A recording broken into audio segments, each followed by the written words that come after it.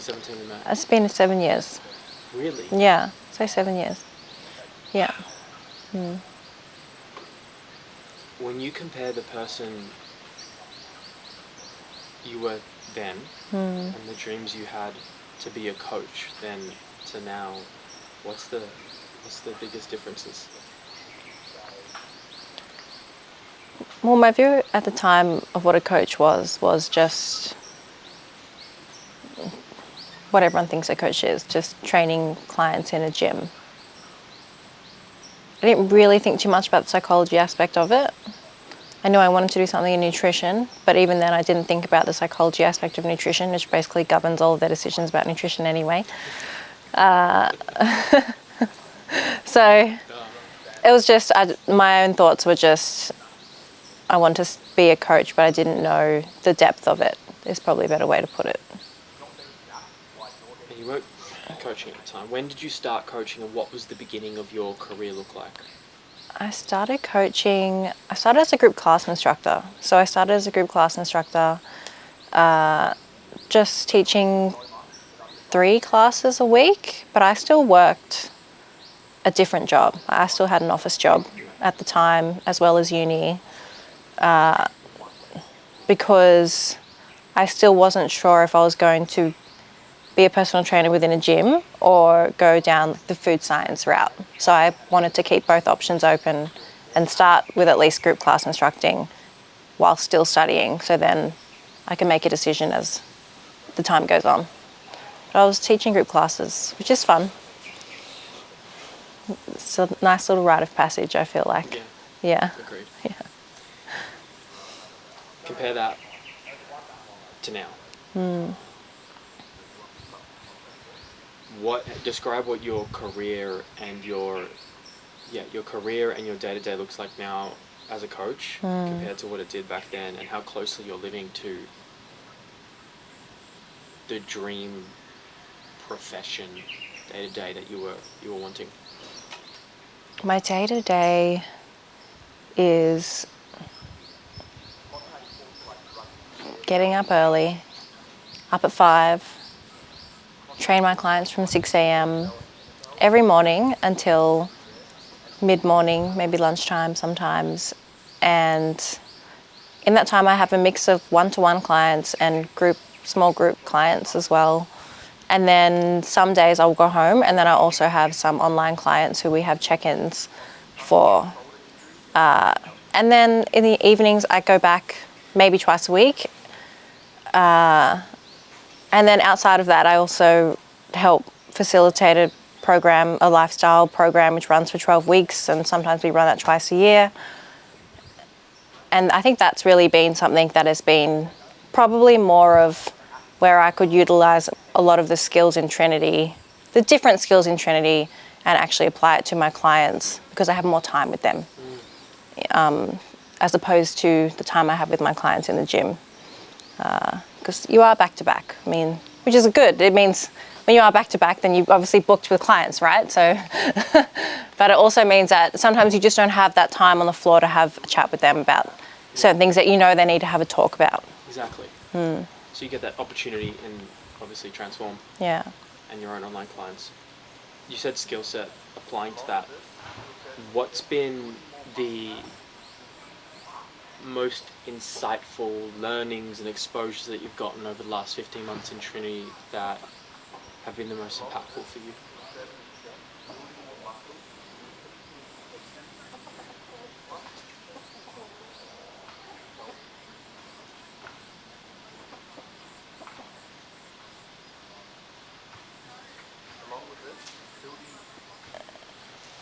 A mix of some of the psychology that we've talked about, and then also probably more of the specialized training in different modalities that we've spoken about.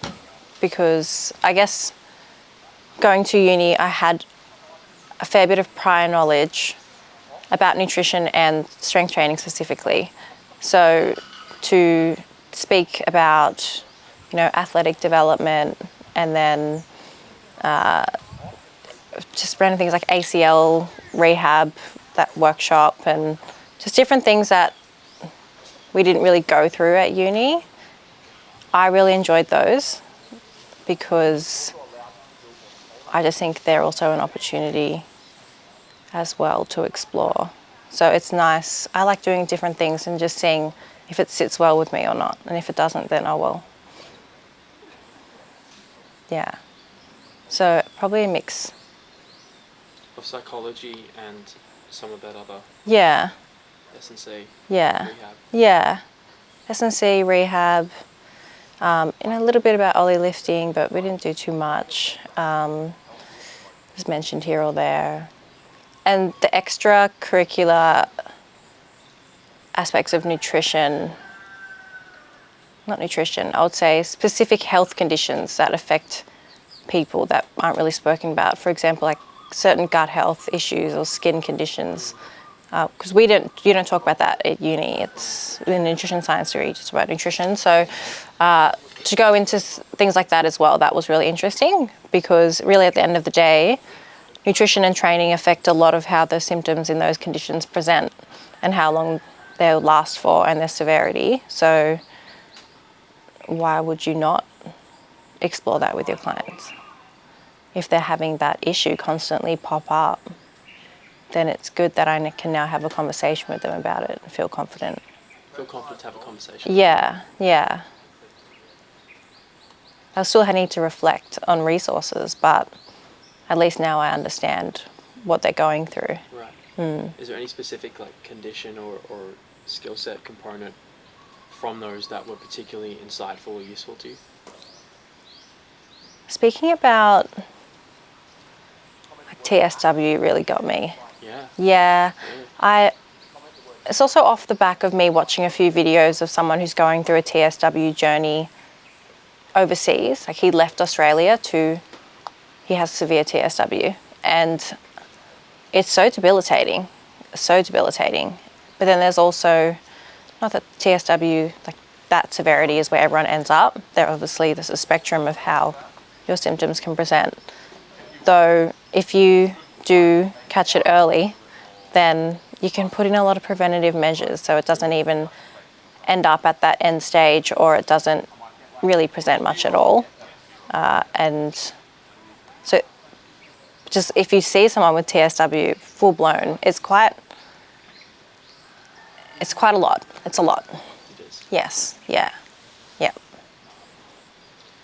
So some of that skin stuff. The skin stuff, but then also the respiratory and allergy conversations that we had within that talk as well, because obviously we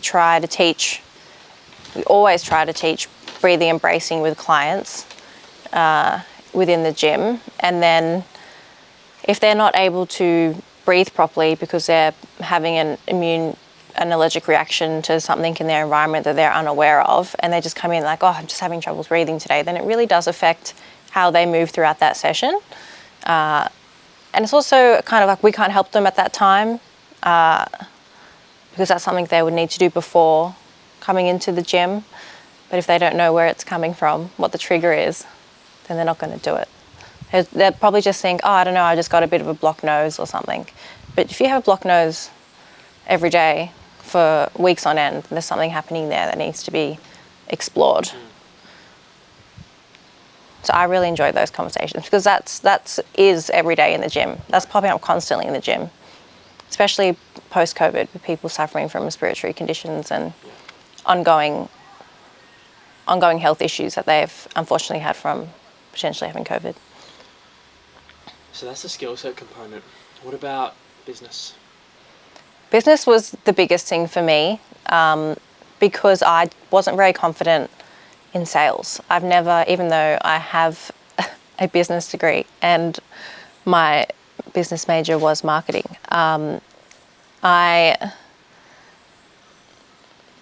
just wasn't confident at it. I just really avoided it. It's because I felt pushy. I felt like I hated the idea of trying to sell someone something they didn't want, basically.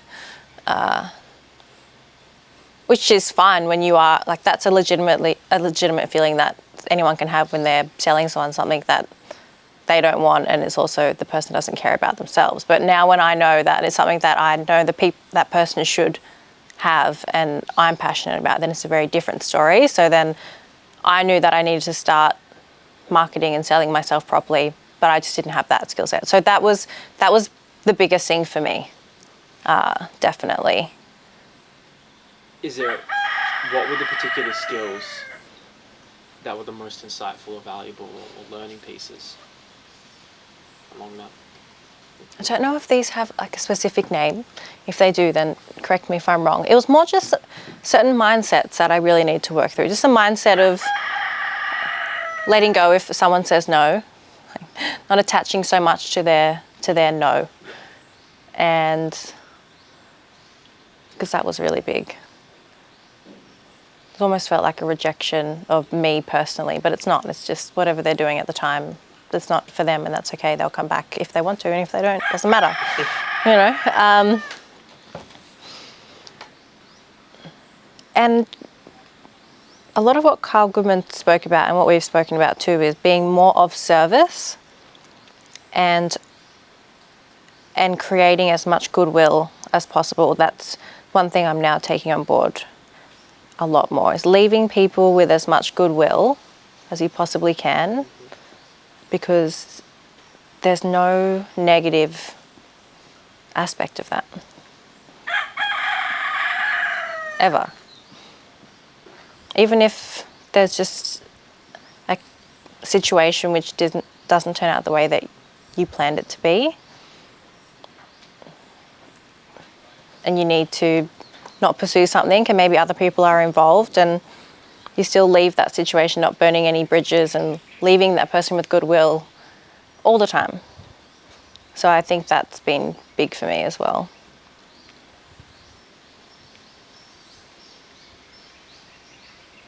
So that's business. It sounds like psychology, like the mindset of the communication of sales. And how does your confidence change, actually? That's what I wanted to ask you. How do you feel like your confidence is changing over the last year and a half with those experiences, those learnings?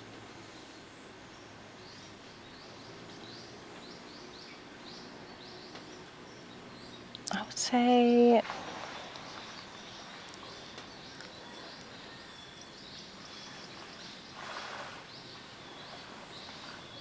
I'm trying to think of the right word. I would say my confidence with sales and marketing and business in general is just exponentially different than what it used to be.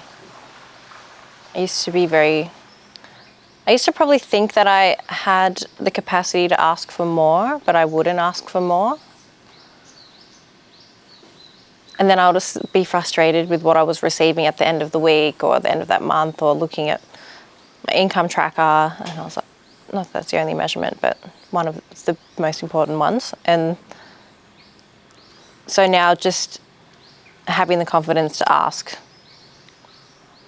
that's changed dramatically. I don't even know, I can't even put a scale to it, because I wasn't even trying beforehand. You know what I mean? It was just, maybe I'd be annoyed at my paycheck, but I wouldn't ask. But I think the frustration of me not asking was so deep down that like I even was like numb to that feeling. I was just so used to not asking. Whereas once you start asking, then you know how much better it could be. Yeah. So they're like a complete 180. And what about yourself, Casey Drew, as a person? How has she changed over the last 15 months through all the experiences she's had, the retreats, everything? How do you see the woman before compared to now?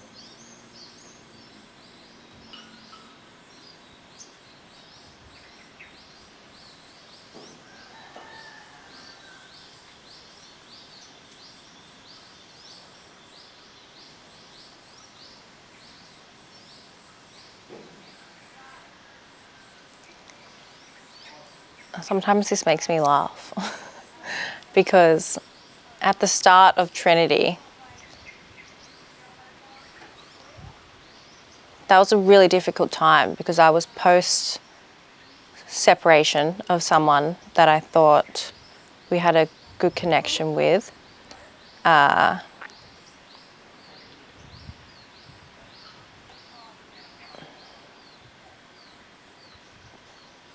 but didn't, because I felt we weren't on the same wavelength. And then going through things with my family at the same time, and my dad's health issues, and trying to talk through things with him, but then also realizing the same thing. It's like, these people aren't on my wavelength. And I had so much, I felt very alone, because I felt like there was no one that I could put these thoughts to. Well, I knew I could speak to you about it, but I'm going to speak to you every day, and I want to be able to foster these people in my life, in my day-to-day.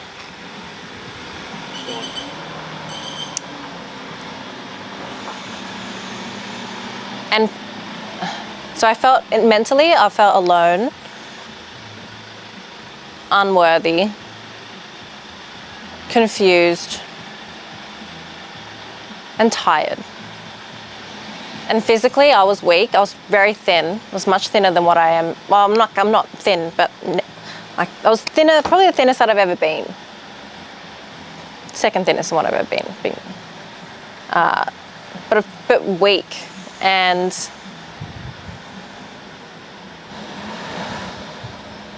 doing things that weren't in alignment of myself deep down, but I felt like I had to do. And I didn't have the willpower to not do them. It's just living in like this cognitive dissonance of myself every single day. And it was manifesting physically.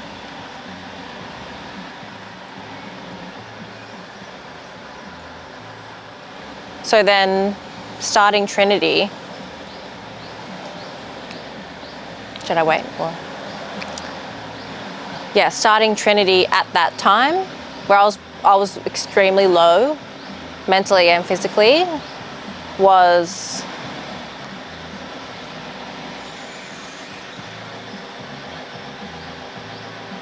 actually quite difficult. It was really difficult. I felt a lot of pressure in the beginning. Yeah. I felt like I couldn't do it. I felt like I couldn't do Trinity. Yeah. And I just thought, I don't know why Alex has offered this to me. I felt, especially in the beginning with the business stuff, and I was like, I'm exhausted.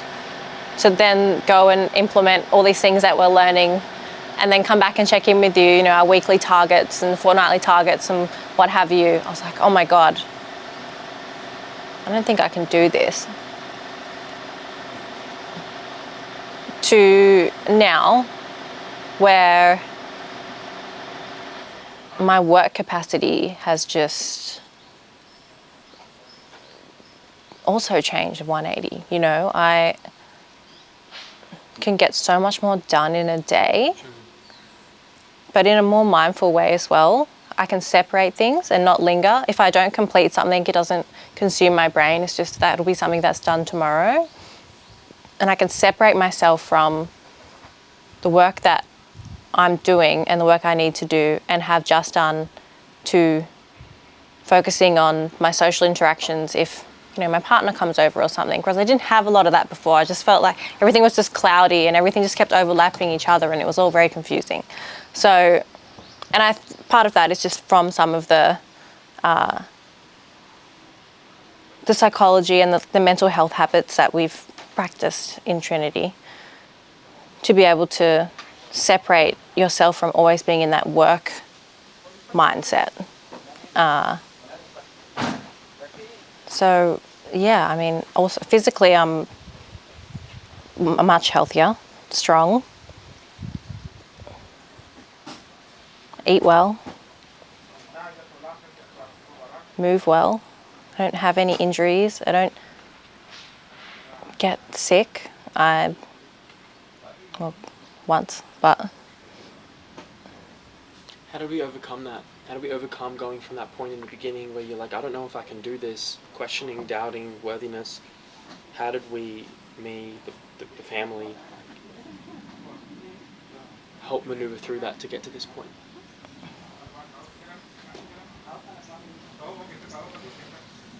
Well, there was a lot of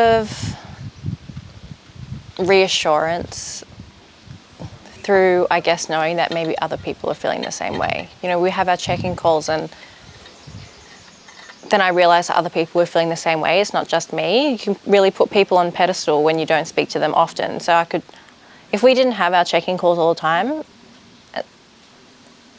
then you can sometimes just assume that people are doing much better than what they think they are. Yeah. Whereas, and you don't see the hardships that they're actually facing. So then when we got on our calls, it was like people were presenting the same things. Just saying, I have this issue, how do I work through this with my client? I'm not getting X amount of leads. What can I do to get more of them? How can I have this conversation with my manager? All different things. And then you realize that you're not alone. You've got other people that are there to support you and who are actually going through the same thing. And where does that rank, let's say, in the top favourite things about, I guess, Trinity in the last 15 months? Like, what has that been for you personally? Having a group to support me. That and the other ones that are the most impactful to you.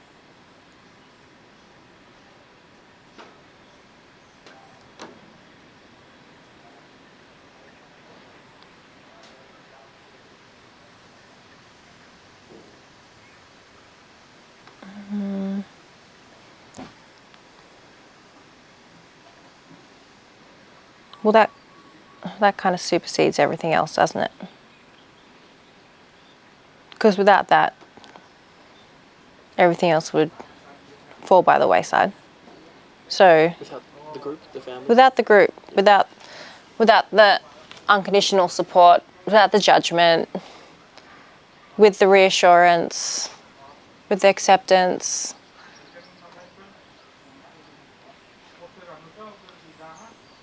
that supersedes everything else. Everything else is a byproduct of that. So that has been extremely important to me, definitely. More than I knew, I think. When did you know? What has it meant to you?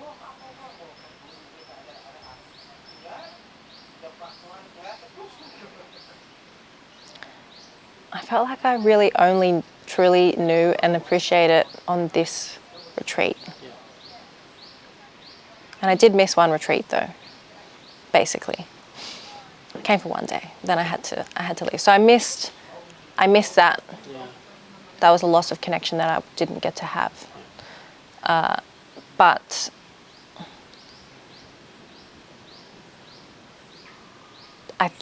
for me, probably halfway into this retreat was when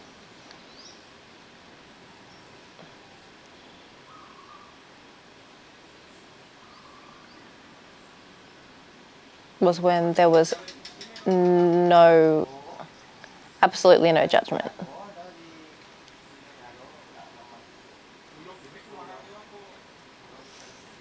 Not just for me, but also just watching other people within the group with each other. Because people can be a certain way to you, but then you can see how they act to other people in the group. This is not this group, this is in real life. And it says a lot about them, and sometimes they're not the same outcomes. Whereas here, like what someone says to me is exactly what they'll say to someone else. Like there isn't anything that they're hiding, or they just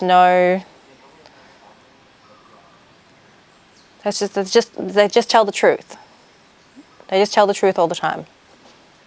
And that's like, no, I didn't want to say like. I think that's the first one I said. Say it. Huh? No, as in I didn't want to say that word, that connecting word, like. Trying with my likes and ums. Yes, very good. Damn it. I was trying so hard. Great, actually. Everyone just tells the truth all the time. Yeah. Why do you think that is? Why do you think this group, this experience has become like this, where people can feel that connected and they feel like they can be their most authentic selves to tell the truth?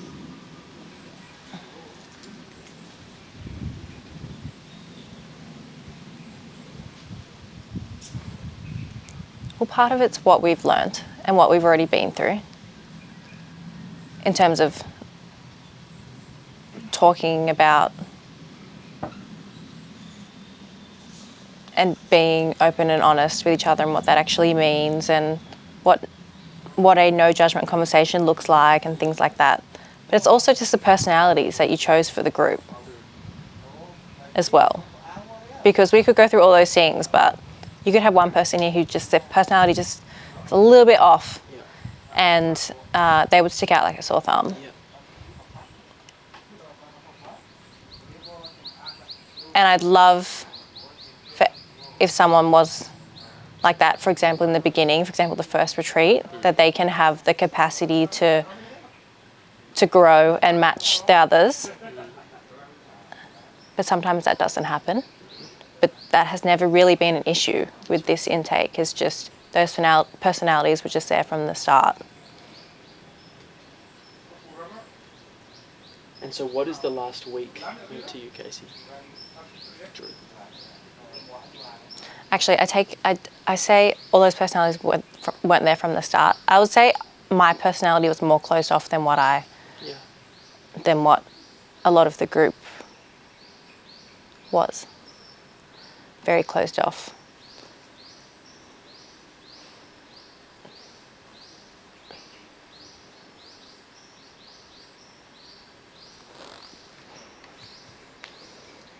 It's changed a bit though. Yeah, definitely. Yes. Yep. I see more of you come out in this week in particular. It's been really nice to see. So there's more of like a little bit less of the wall, or whatever you call it. We don't have it. And it's helped other people receive your love and support, which has been desperately needed. Yeah. And you've given it to them. Yeah.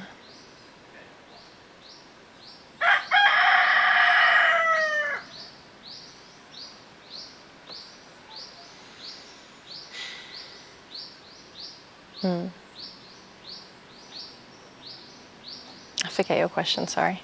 It's okay. I went off to... What has the last week meant to you? Oh, yes.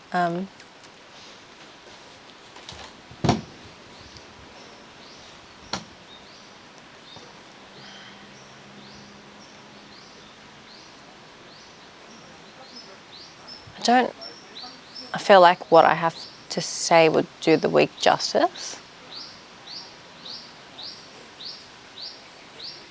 But this last week has just, to me, it's meant or proven that there is unconditional support out there and people do have the capacity to just tell the truth. And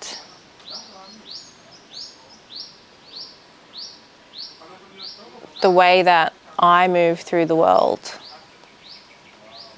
can be accepted by anyone.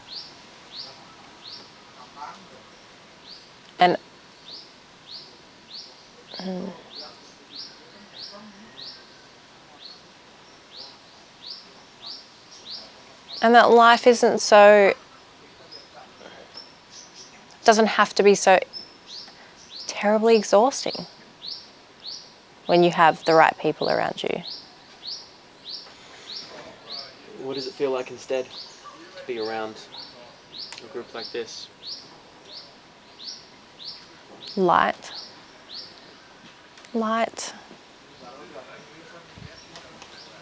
Both in heaviness and in terms of actual, I feel like there's just a physical light coming down and just shining upon the group.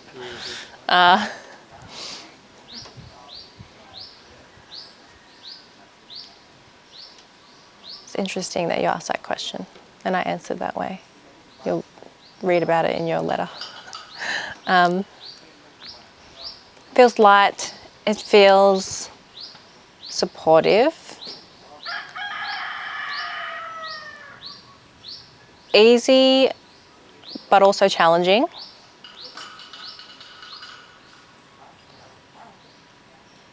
Not challenging from other people are challenging you. It's just they're mirrors, right? Yeah. So Yeah. you have to challenge yourself. Yeah. Like what you said to Jacob. Yeah. Like everyone's just constantly, we're just constantly challenging ourselves with what we see in ourselves from what the other person's putting out. Completely. And that can be very challenging and also very peaceful when you can see your own inadequacies and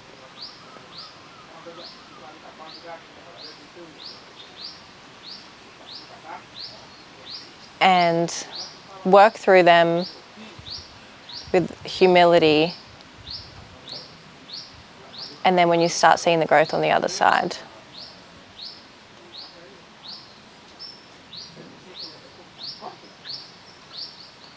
And I think that's priceless, really.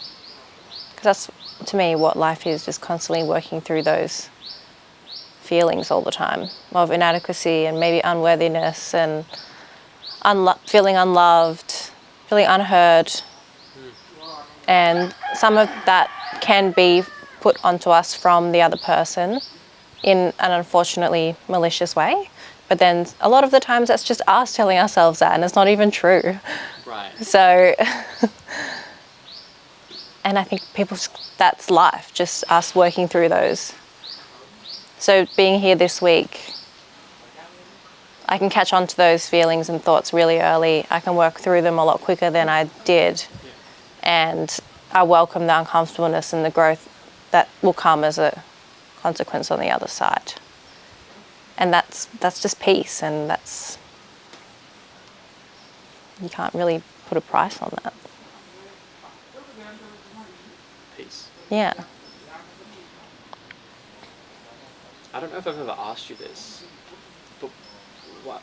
I think the question's easy for other people, for me to understand, but why did you do this? Like, why did you say yes to this? Because, we had been friends for years at that point, and I wonder what I don't know what it feels like. I wonder what it feels like from your position when originally we talked about this idea of Trinity. I presented it to you, and you inevitably said yes.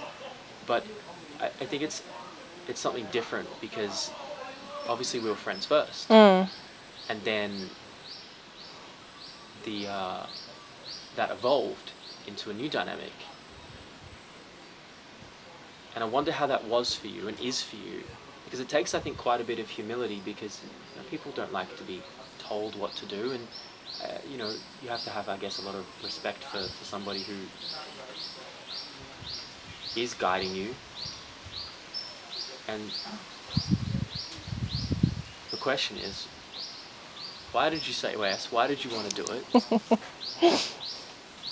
Especially in the context that we had a already existing friendship, and that could change that.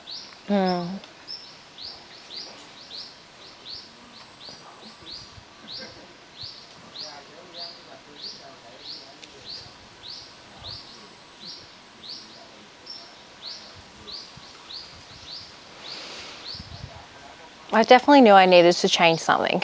I wasn't sure what it was. Yeah. Because I had and have such respect for you, when you originally told me about it, the idea itself was an amazing idea. So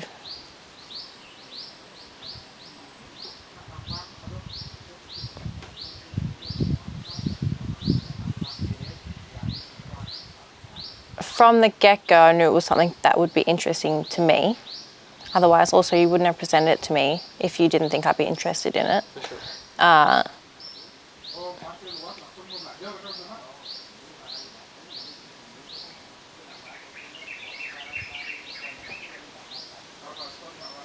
But I will also definitely admit that at the beginning, there was a lot of skepticism on my side. And I dragged my feet because not because I didn't not want to do it. It was more just didn't want to do it. Sorry, it was which we had a conversation about, was if I add this to my plate and fail, can I deal with the overwhelming sense of failure and possibly unworthiness that I, at that time, couldn't handle to go through that.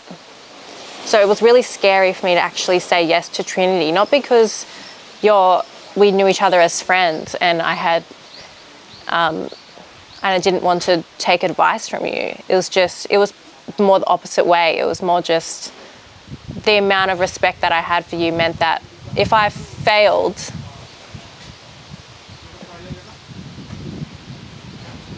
I just couldn't fathom the emotions at that time.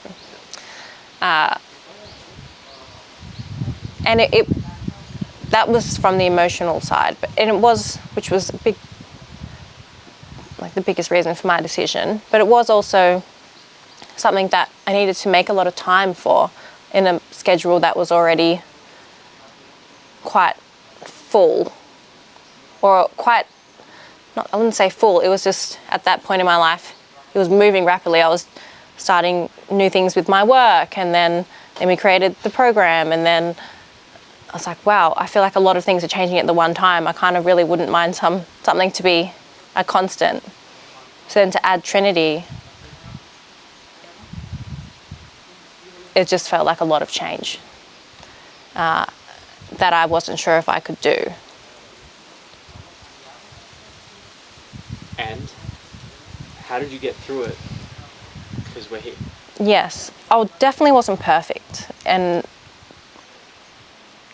across all the things that I did. But that's okay, because that's like the first time that I was doing a lot of those things and trying those new things in business, and they're never perfect anyway. So there were definitely mistakes, 100%. I didn't do certain tasks and didn't catch up on certain things, and then I'll go periods without not doing anything, and then with Trinity, and then going back on and then doing more things with Trinity, and then I'd refocus back on work, and it would drop off at work or something, but that's okay, because I was doing 2 or 3 new things at the time that I had absolutely no idea how to do. And you still did it. That's the thing. You managed to actually not give up and not, just quit. And in spite of that, you still manage those things. And that's hard to do. Yeah. To keep those plates spinning and those new things together. And you did it. Thank you. You finished it, Casey. I did it. I finished it. You finished this season, this phase, yeah. Yay! Yeah. Really? And you could have had a reason not to. You could have stopped. Yeah. You didn't. You finished it. Yeah. How does that feel? It feels unfinished, actually, because I haven't finished my payments. I think in my head that's what I think. It's like the finisher. Yes. That'll take care of itself. That's just time. No, you've done the hardest part. Yeah, so in my head I'm like, oh, it's not finished, but Nah. But I feel really proud. But that being said, though, that was just business related, having those 3 things happening at the same time. But it still came with sacrifice. I didn't have a relationship for a year and a little bit after that. And there was a point in my time where I was like, I actually can't fit it in, I guess. That is what it is. I just couldn't fit it in. And that's okay, because I wanted, whoever I end up being with, I wanted to be able to devote some time to them. So there were things that I definitely had to sacrifice. It wasn't just, I managed to do everything still somehow. Friendship groups, I didn't hang out with my friends as much for a couple of months, but that was me choosing not to as well. Like, I felt like I had to really double down, whereas if I'd probably made more effort to see them more often, it would give me more energy to then go home and then still do the work, which is why we started, tracking my meaningful connections in the tracker, because it ended up being something that I've got the right connections now, but I always feel more energized when I see my friends. Yeah. I'm thankful I don't have people in my life that I leave them feeling drained anymore. They aren't in my life anymore. But I did sacrifice time with them in the beginning of Trinity to focus. And do you think that was necessary? In the beginning, yes, because everything was very overwhelming. I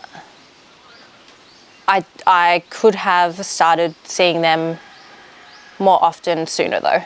Yeah. Yeah. It's a learning. Yeah. But we're there now. Exactly. Yeah, we're there now. There's a young Casey Drew. She might be listening, considering doing what you did. She might have a few things going on, might be feeling a bit overwhelmed. Yeah. But still might have this drive to want more from her business, from her skill set, from her life, to actualize her own potential and help other people do the same. What would you say to somebody who was considering doing Trinity, but was a little bit apprehensive and fearful and doubtful?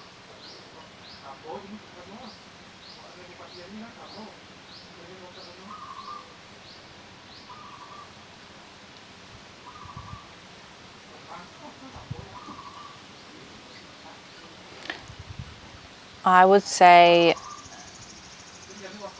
that apprehension, that fear, that doubt, the worry, whatever you have that you're feeling, that could be a reason why you may not do Trinity, is exactly why you should do Trinity. Because those are the things that you think are just holding you back in Trinity, but they're actually holding you back in your life. Across all areas. You know, there's so many things about Trinity that has helped me in my relationship to my partner, my relationship to my dad. And so that's just an additional, as a relationship with my boss, relationship with my friends, and then my own business and things like that. So, but when I look back, those of what were the biggest things that made me get to where I am and actually finishing Trinity is working through those first initial fears. That they were just the underlying pins, and then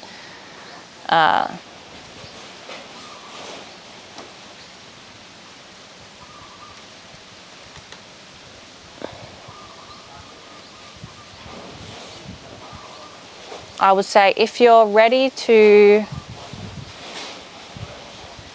face yourself with how you present from yourself and how you feel when others present themselves to you, then and work through those and be open to learning about business and trying new things and being unmarried to the result, because life is short and no one's going to remember a failed sales technique that you did one time. No one cares. Then you will come out the other side a very valuable, rare, multifaceted, skillful coach and human being that will have endless opportunities available to you as a result of everything you learned through this program. That was very thoughtful. Thank you. That was very well said. Thank you. Your language is so clean. Took a while. Thank you. Thank you.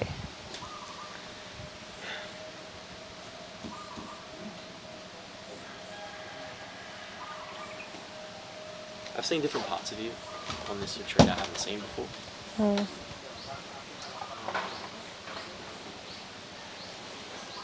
I've seen you just step into this authentic Casey Drew self that I look back and kind of in awe in. I'm like, whoa, who's this woman? I haven't. She's different.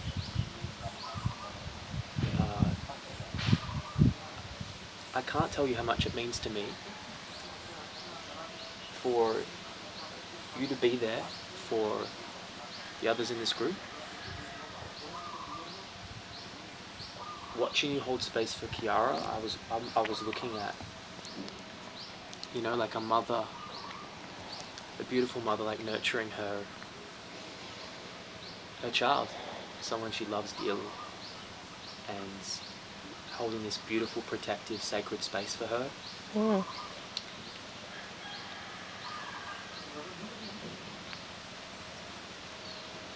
I want to say thank you for that. And then the sincerity and the love that you showed Jacob in that moment and it was just like you and him. It was just you and him locked in, and you just gave him exactly what he needed. And you knew what to say from your heart. And that place that you were speaking from, it's some of the most beautiful parts of you that I've ever seen. And Thank you. if you can, as you continue to express more of those parts of yourself,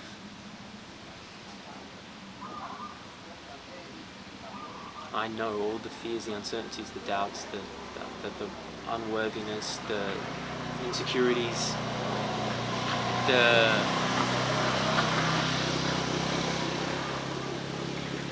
things that maybe we didn't get given growing up. At the end of that, and who that person was, who that person is, that Casey Drew, I think it's like an antidote to it. And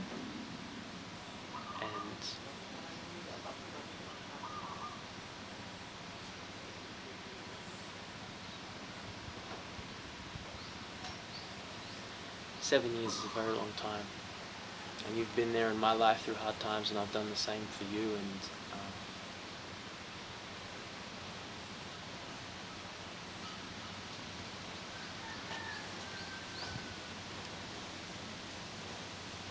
thank you for being there.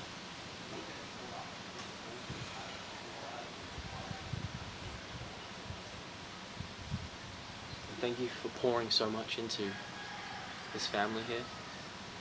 And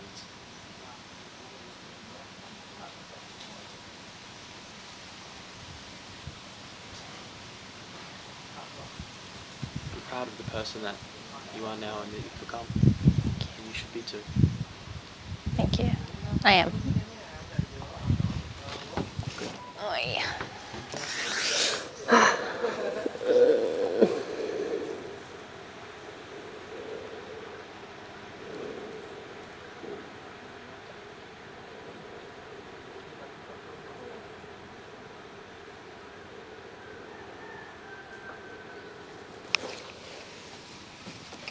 Thank you.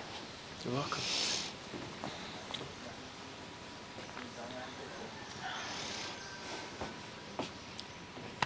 You can take that off. Take what off? Oh, yes. Whoa.